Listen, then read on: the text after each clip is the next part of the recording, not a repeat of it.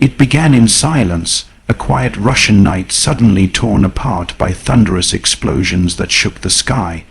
Within seconds, alarms blared across Belgorod and Kursk as Ukraine unleashed one of its most daring and precise long-range missile attacks since the war began. Flames engulfed depots, fuel reserves, and communication hubs deep inside Russian territory. The Kremlin, unprepared and blindsided, scrambled for answers while footage of burning bases flooded social media. For the first time, ordinary Russians witnessed the chaos they had long ignored. Western analysts called it a turning point, proof that Ukraine could reach anywhere, that no corner of Russia was safe.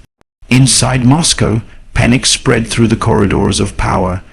Generals argued, reports contradicted one another, and Putin demanded explanations that no one could give. Across Europe, intelligence agencies monitored the aftermath, shattered supply chains, lost ammunition, and the slow realization that Ukraine's reach had changed the shape of the war. This was not merely an assault on infrastructure, it was psychological warfare, a strike at Russia's confidence. In Kiev, the mood was defiant. Officials offered only a brief message: what burns in Russia stays in Russia. Analysts saw the operation as a masterclass in timing and precision. Using Western-supplied Storm Shadow and ATACMS systems, Ukraine coordinated its attack with satellite intelligence, choosing weak points along Russia's logistical veins. Each target crippled resupply routes feeding the southern front. The result: hours of detonations, days of confusion, and a humiliated Kremlin. As emergency crews fought the fires, citizens posted videos that contradicted state TV claims of technical accidents. The truth could not be hidden. Smoke rose over cities once thought untouchable. International reactions poured in. Some called it escalation, others called it justice. NATO remained cautious but quietly impressed by Ukraine's growing capability. In the US and UK, defense analysts highlighted how precision weapons, when used strategically, can reshape an entire battlefield. Meanwhile, inside Russia, censorship tightened. Reporters were silenced, social media channels blocked, but the evidence was everywhere: craters, debris, and burned convoys. Putin's advisors urged restraint, yet military hardliners demanded retaliation. Moscow's dilemma was clear: respond too softly and look weak, respond too harshly and risk global outrage. For the Russian people, the strikes were a grim awakening. The war they were told was distant had come to their doorstep. Parents hurried their children into basements, roads jammed with cars fleeing impact zones, and as dawn broke, the scale of destruction became visible. Entire fuel facilities reduced to twisted metal, warehouses turned into smoking ruins. Ukrainian intelligence sources later hinted that the operation had been planned for weeks, involving drones to confuse radar and coordinated cyberattacks to disable Russian communication. It wasn't just firepower, it was strategy and deception combined. By targeting supply centers rather than civilians, Ukraine sent a clear message: this was precision, not provocation. Military experts now believe the strike delayed Russian offensives on multiple fronts by crippling transport routes feeding ammunition and fuel to units in Donetsk and Luhansk. It was warfare redefined, a smaller nation using intellect and agility to outmaneuver a larger, slower adversary. Inside the Kremlin, tension simmered. Reports suggest Putin convened an emergency security meeting at 3 a.m., demanding updates every 15 minutes. Frustration grew as intelligence chiefs failed to explain how the missiles evaded defenses. Some generals blamed Western technology. Others quietly admitted systemic flaws: aging radar systems, overstretched manpower, and corruption that left key defenses unprepared. By morning, Russian state television announced minor incidents, but locals already knew the truth. Videos circulated online showing endless columns of smoke. The contrast between official silence and visible destruction deepened public distrust. For Ukraine, the psychological impact mattered as much as the physical damage.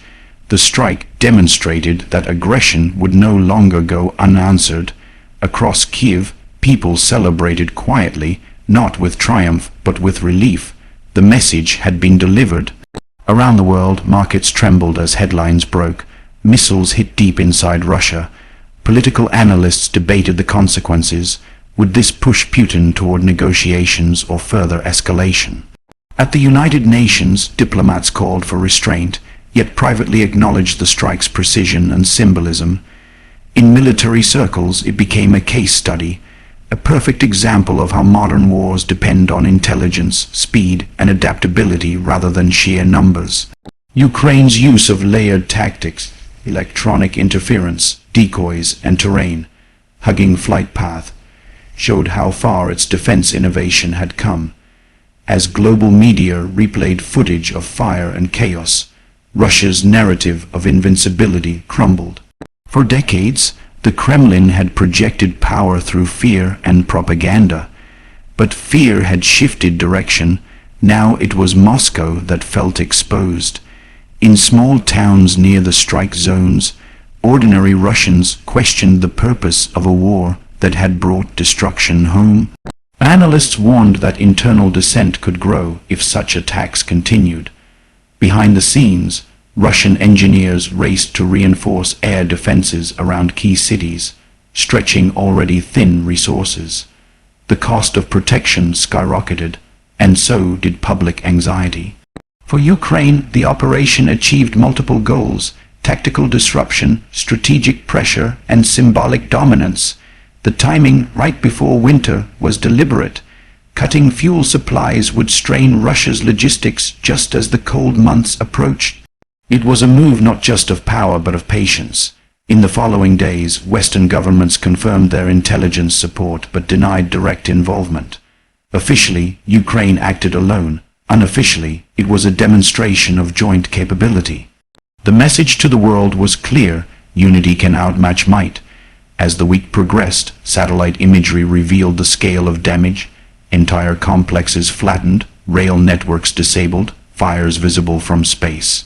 Russia's emergency ministry reported localized incidents, but the satellite pictures told another story. Kremlin insiders whispered of internal blame games, one general allegedly dismissed, others placed under investigation. For Putin, the optics were disastrous. His promise of safety had shattered, and his enemies within the system began circling. Meanwhile, in Kiev's command rooms, quiet satisfaction prevailed. No victory speeches, no exaggeration, just calm analysis and preparation for what came next.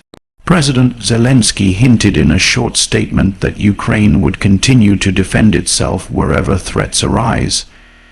That phrase sent shockwaves through Russian media, implying more strikes could follow. On the ground, soldiers on both sides braced for escalation. The front lines buzzed with tension. Drone surveillance intensified. Yet the real battle now was psychological. Russia forced to defend everywhere, Ukraine dictating the rhythm of the war.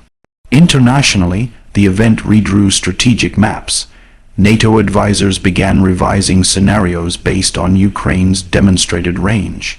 In Asia, governments watched closely, realizing that small nations could challenge giants through innovation and resolve.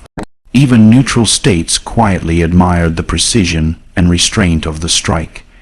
Inside Russia, the propaganda machine spun harder than ever. Talk shows condemned Western aggression, yet guests hesitated to sound convincing.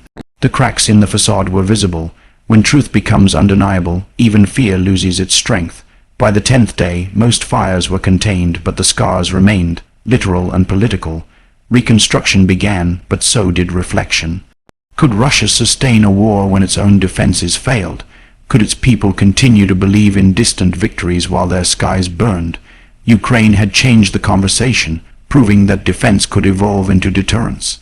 The world now understood that this war was entering a new phase, one defined not by territory but by reach.